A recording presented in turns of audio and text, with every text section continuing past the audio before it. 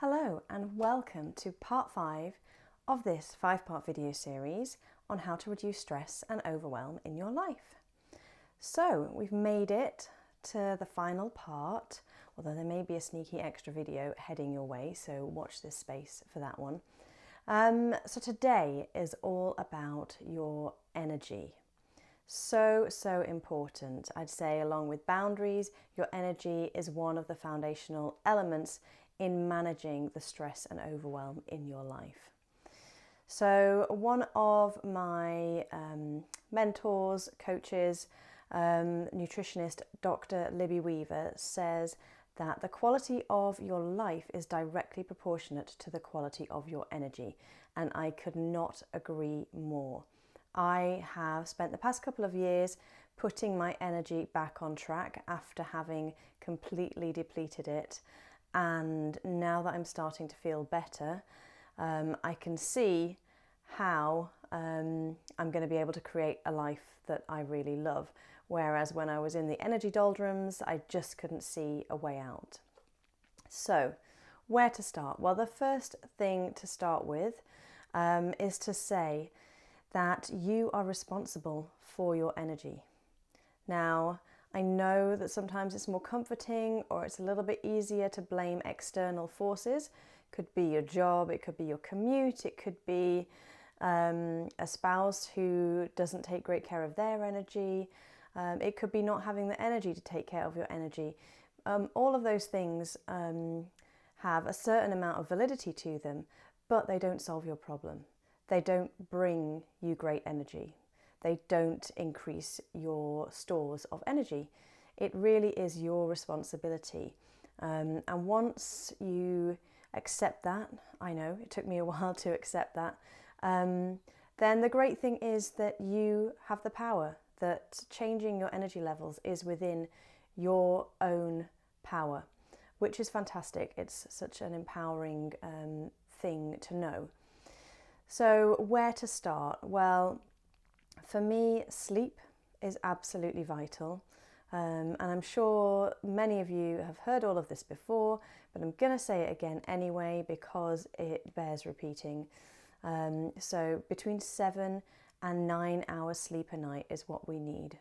Whether you say, it's fine, I can manage on just 6, you've probably conditioned yourself to manage on just 6. And use quite a lot of caffeine to help you the rest of the time. Really 7 to 9 hours. My perfect number is about 8.5, I have to say. And I don't always get that, but I do try my very best to make sure I get at least 7 every single night. Because I just hate the feeling of not having had enough sleep. It's so vital.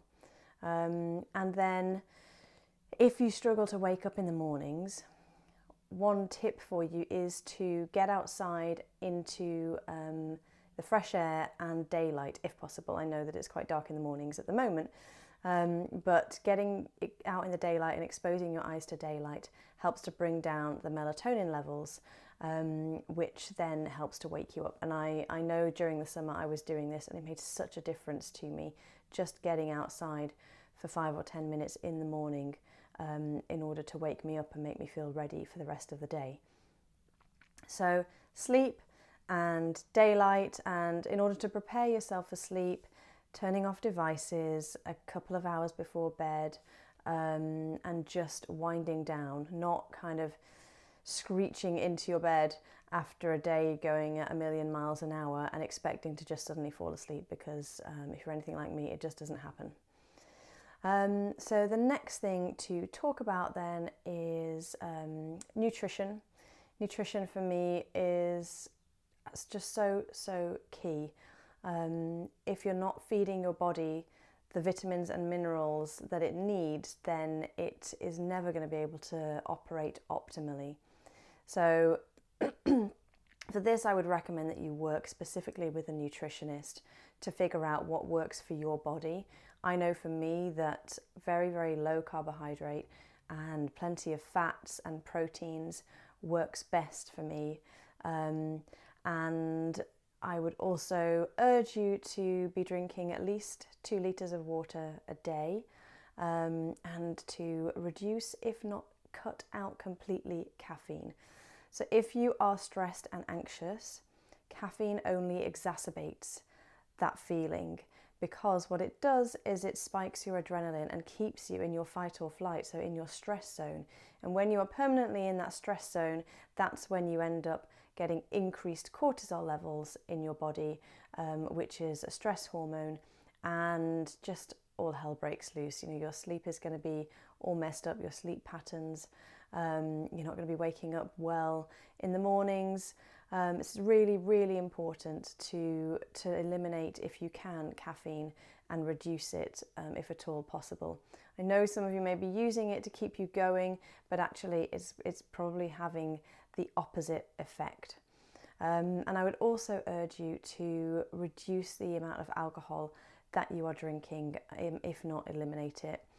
Possibly easy for me to say because I'm a non-drinker, but alcohol is a substance that the liver has to work really hard to process, and the liver already has enough on its hands with all of the processed foods that surround us and all of the chemicals that are coming at us in our food and in the products that we use. So the less additional work we can give to our liver, the better for our body. So that's sleep and nutrition. Then movement, 5 times a week, at least 30 minutes moderate movement, which is about, as a brisk walk. That is really the minimum amount of movement that we should be doing. And when we think about it, with the commutes that so many of us have and desk jobs, we often just aren't getting that amount of exercise and movement in our day. Now, you could get a Fitbit if you want. I don't have one personally. I like to think that I know when I'm not moving enough. I don't need a bracelet to tell me that. But if it's something that you feel like is going to motivate you, then maybe get one of those. But otherwise, just start finding ways, maybe a half an hour walk when you get home, or walking to the tube, or walking an extra tube stop. Anything that you can do to just gradually bring some more exercise into your world, and then start amping it up. I wouldn't recommend, if you're completely sedentary, to going straight to hitting the gym really hard, because it's likely that habit is going to break pretty quickly. This is something that you need to build up incrementally if you're not already moving very much at the moment. So sleep, nutrition, movement, and taking responsibility for your own energy, all very, very important. And then the last thing that I would like to talk about is about teaching other people how you want to be treated. So unless you treat yourself and your body with the respect that you want to be given to it, then other people aren't going to understand how to treat you. And the same with boundaries. You have to show other people how you want to be treated in order for them to step up and treat you that way.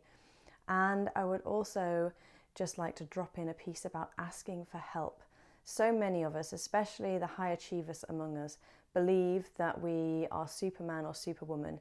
We can do everything without needing any help from anybody else. And that is a definite road to burnout and permanent stress. So start asking other people if they can help you with things. It's not a sign of weakness. It's a sign of being human, and it's a sign of being a high performer, actually. Because if you become the bottleneck in your life, then you can't reach the levels of performance and achieve the things that you want to achieve in life. So start asking people for help, and remember that people really love to give other people help. So it's a win-win. Okay, that is a whistle-stop tour of energy. I am going to leave you with that for now. There, like I say, will be another video heading your way, I expect, on mindset. But for now, I'm wishing you a very good day, evening, wherever you are, and I look forward to speaking to you again soon. Bye.